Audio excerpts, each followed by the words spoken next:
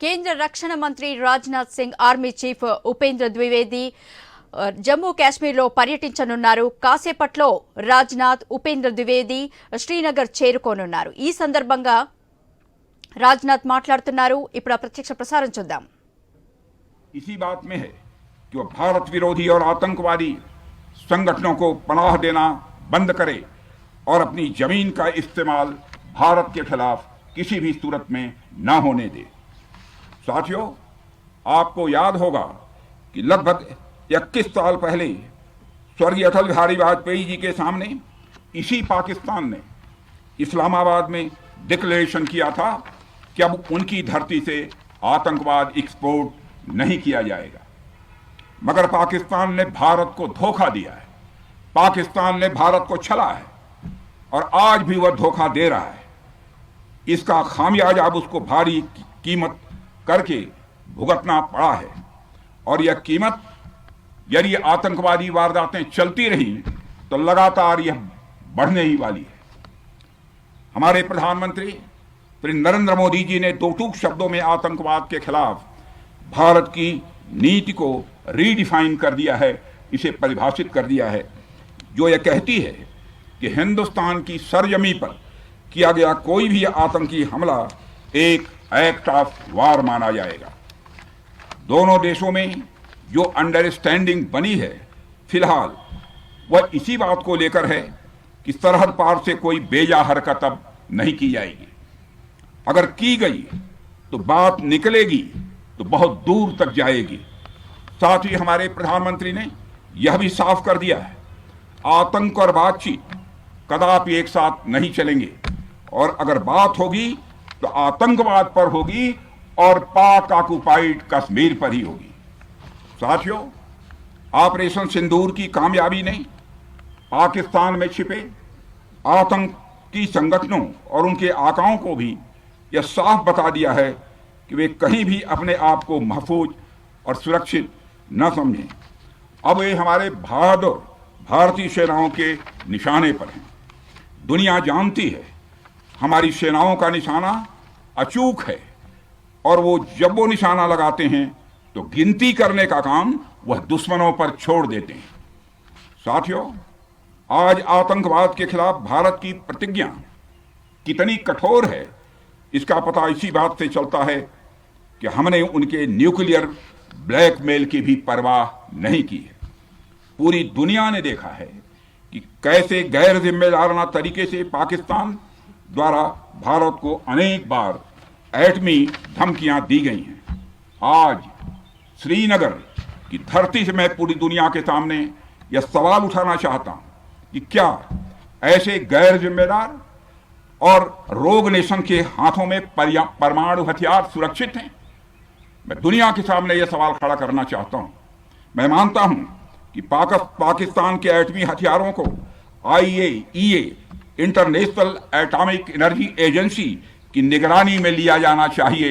मैं यह कहना चाहूंगा और साफ तौर पर कहना चाहूंगा। साथियों, हमारी सेनाओं हमारी सीमाओं पर अपनी मातृभूमि की रक्षा के लिए जिस तरह से आप सभी बिना रुके बिना थके दिन रात लगे रहते हैं वह अपने आप में अद्भुत है और अद्वितीय भी है। आपकी यही बातें हम सब भारतीयों के लिए मार्गदर्शक का कार्य करती हैं। यही कारण है कि मैं हमेशा आपसे मिलने के लिए उत्साहित रहता हूं ताकि आपके अंदर की ऊर्जा से हम सब भी कुछ प्रेरणा ले सकें। साथियों, आतंकियों ने पहलगाम में धर्म पूछकर हमारे निर्दोष लोगों को मारा। उसके बाद आपने जो जवाब दिया उसे पूरी दुनिया ने देखा है। उन्होंने यह नहीं सोचा कि आम नागरिकों ने उनका क्या बिगाड़ा है, उन्होंने ऐसा क्या किया है कि उन्हें मार दिया जाए। पर मैं यह कहना चाहूंगा, आतंकियों ने भारतीयों को धर्म पूछकर देखकर मारा, धर्म पूछकर मारा, तो हमने आतंकियों को उनका कर्म देखकर मारा है।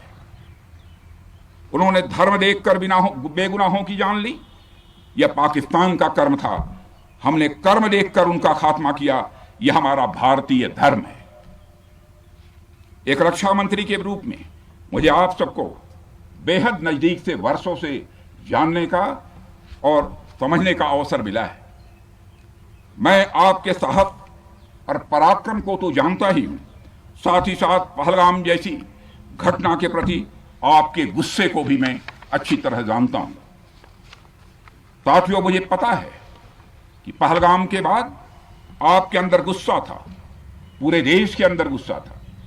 मुझे पता है कैसा महसूस होता है जब धमनियों में बह रहा रक्त बेकाबू होने लगे, और मुझे इस बात की खुशी भी है कि आपने अपने गुस्से को सही दिशा देते हुए बड़ी बहादुरी और सूझबूझ के साथ पहलगाम का बदला लिया है।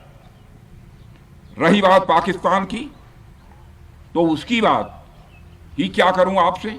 वह देश तो मांगते मांगते अपनी जहालत से एक ऐसी हालात में आ गया है कि उसके बारे में यह भी कहा जा सकता है कि पाकिस्तान जहां भी खड़ा होता है वहीं से मांगने वालों की लाइन प्रारंभ हो जाती है। अभी आपने सुना ही होगा कैसे वह फिर एक बार इंटरनेशनल मॉनेटरी फंड IMF के पास कर्ज मांगने गया। वहीं दूसरी तरफ हमारा देश है कि हम आज उन देशों की श्रेणी में आते हैं जो IMF को फंड देते हैं ताकि IMF गरीब देशों को कर्ज दे सके। ऐसी स्थिति में हमारा यह भारत है। रामचरितमानस में स्वामी तुलसीदास जी ने लिखा है, जहां सुमतितः संपत्ति नाना, जहां कुमतितः विपत्ति निदाना। यानी जहां सुमति होती है, अच्छी नीतियां होती हैं, वहां सुख और समृद्धि होती है, और जहां कुमति होती है, बुरी मति होती है, केवल दूसरों के हित की भावना होती है, वहां तरह तरह की विपत्तियां स्वाभाविक रूप से आती ही हैं। पाकिस्तान जिसका जीता जागता यह उदाहरण है। साथियों, भारत के बारे में पूरी दुनिया यह बात जानती है कि हमने हमेशा शांति को प्राथमिकता दी है। हम आमतौर पर युद्ध के समर्थक कभी नहीं रहे, लेकिन स्थितियां जब इतनी विकट हो जाएं, जब देश की संप्रभुता पर आक्रमण होने लगे, तो जवाब देना यह आवश्यक हो जाता है। राष्ट्रकवि रामधारी सिंह दिनकर जी की पंक्तियां आपके सामने रखना चाहूंगा। रुग्ण होना चाहता कोई नहीं, रुग्ण होना चाहता कोई नहीं, रोग लेकिन आ गया जब पास हो तिक्त औषधि, कड़वी औषधि। तिक्त औषधि के सिवा उपचार क्या, शमित होगा वह नहीं मिष्ठान्न से। यानी कोई बीमारी अगर लग जाए तो वह मिठाई से दूर नहीं होती है, उसके लिए कड़वी दवा ही काम करती है। इसलिए आतंकवाद जैसे रोग के लिए भी ऑपरेशन सिंदूर जैसी दवा की बड़ी जरूरत हो गई थी।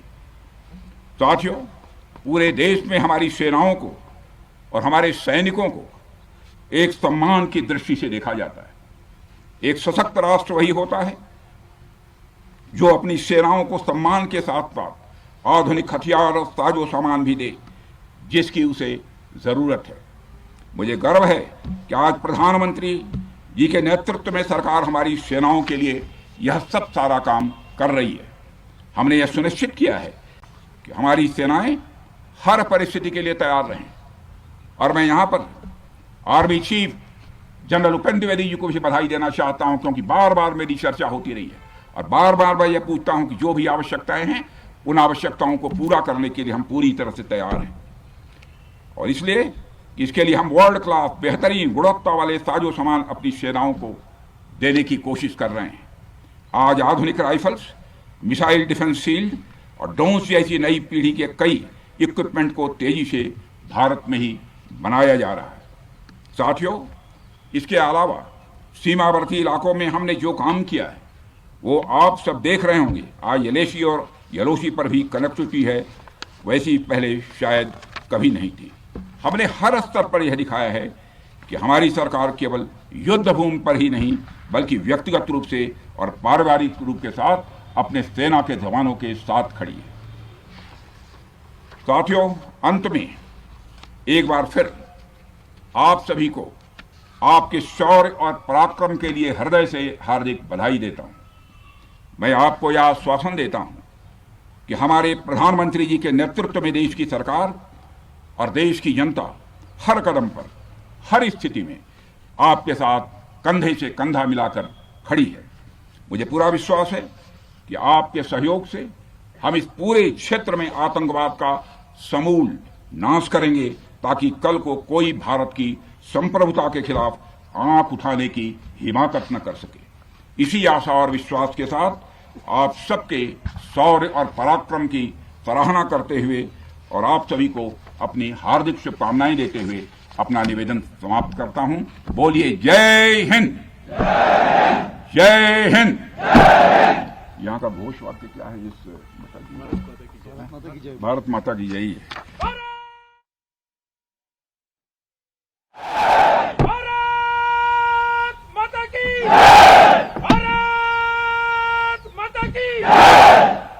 और अच्छे। आइए सर इधर से हम